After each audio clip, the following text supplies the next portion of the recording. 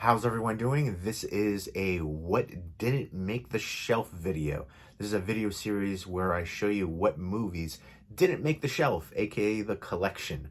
I've been doing this a lot recently. I've been trying to thin down the collection. I have a little bit over 6,000 movies and I want to cut it down to 2,500. And over the past 5.5 years, I've sold 11,000 movies. So that is mind-blowing, and I've hit a bit of an impasse. When you sell that many, it gets kind of harder and harder.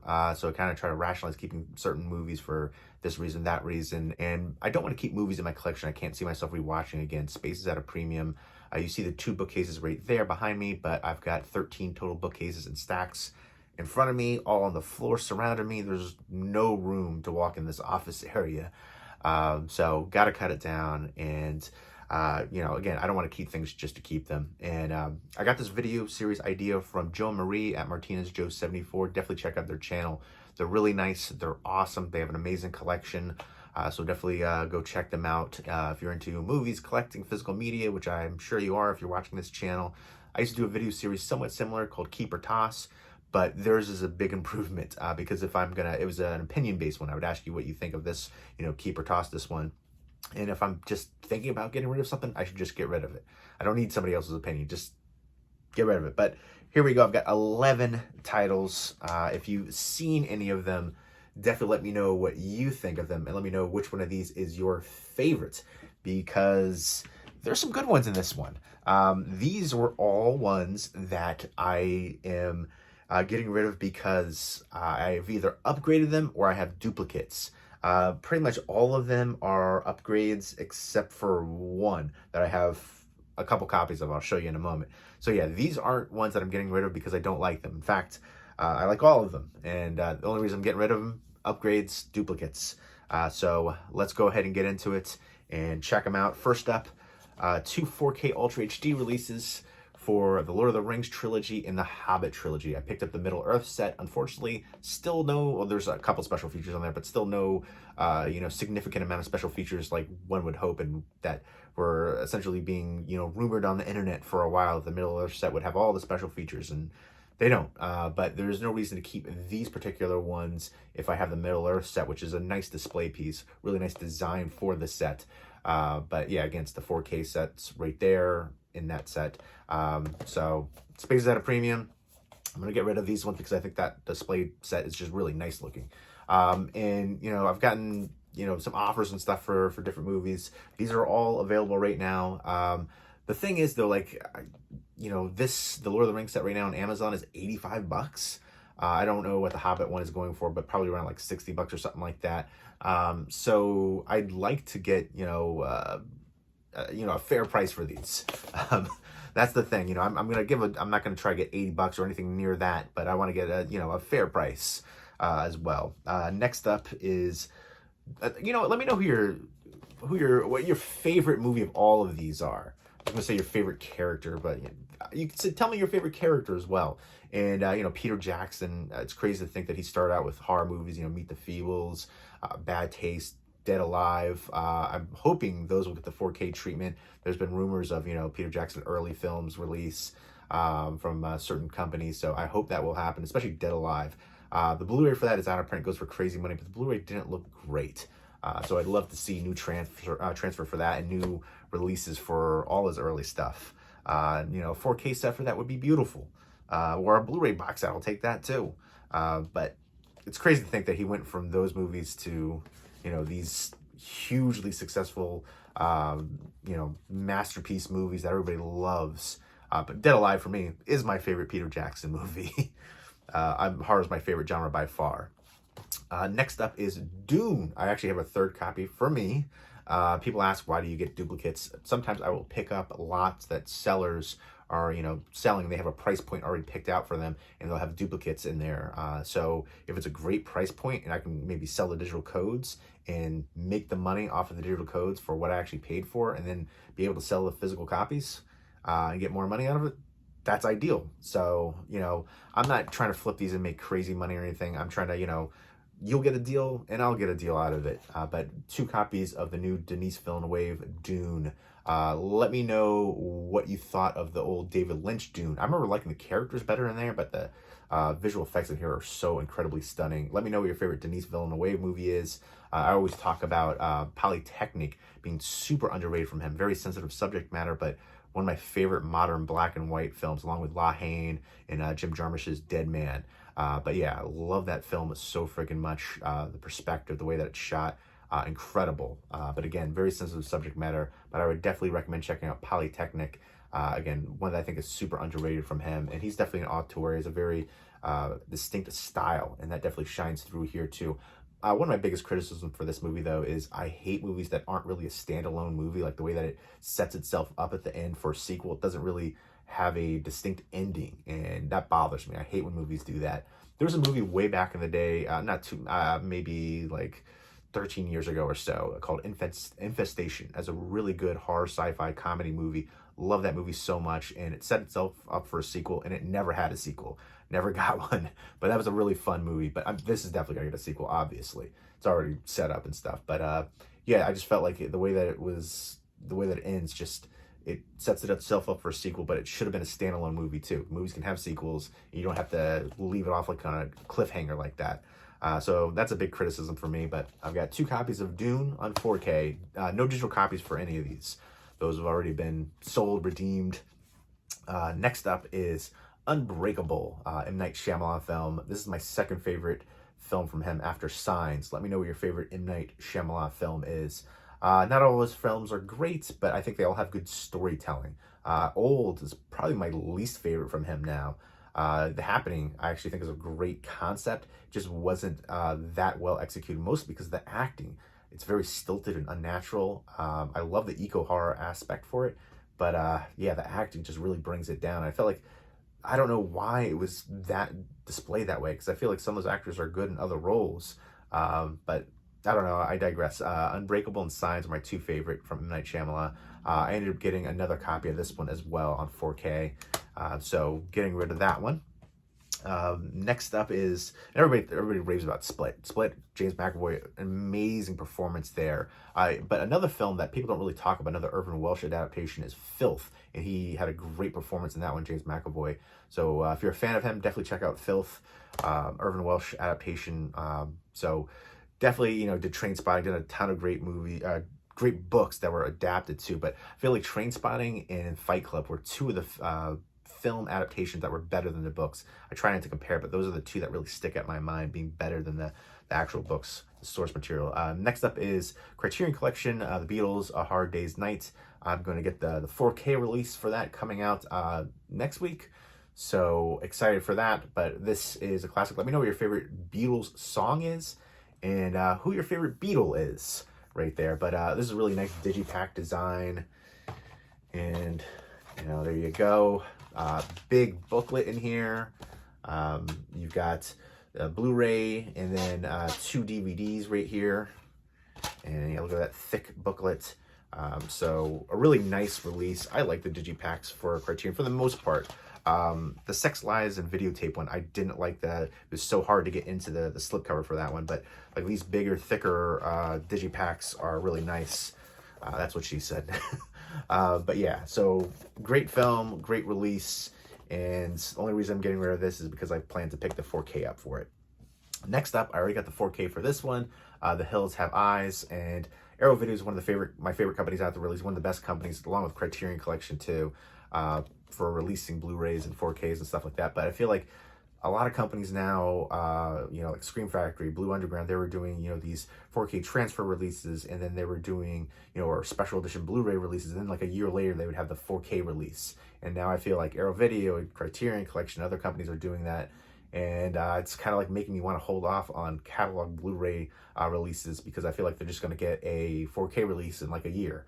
But beautiful edition for this one, limited edition for Hills Have Eyes. It's got a poster, a booklet, reversible artwork, all that good stuff.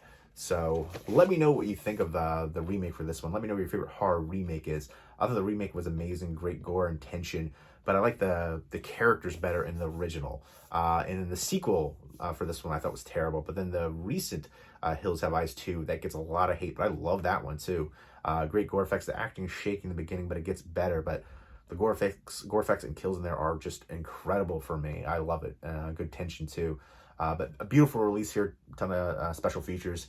Yeah, this is again a new 4K restoration of the film, but we actually have a legitimate 4K release now. It just came out, so same design essentially for it too. This outer slip box here, beautiful release. But you know, I'm not going to keep both with essentially the same design. The 4K release is just the 4K disc in there too. But yeah, the Blu-ray disc set right here, beautiful. Not everybody has 4K. Not everybody wants 4K. And this is the Blu-ray release for Children of the Corn. Really nice slipcover on here. I love the finish to it. The finish on the 4K release is a little bit different. I got the 4K release for this Children of the Corn, so I'm getting rid of the Blu-ray one. Just like this, I'm getting rid of the Blu-ray one for this one, Hills Have Eyes. But I love the heck out of this film, and again, a ton of special features on here. Really nice release.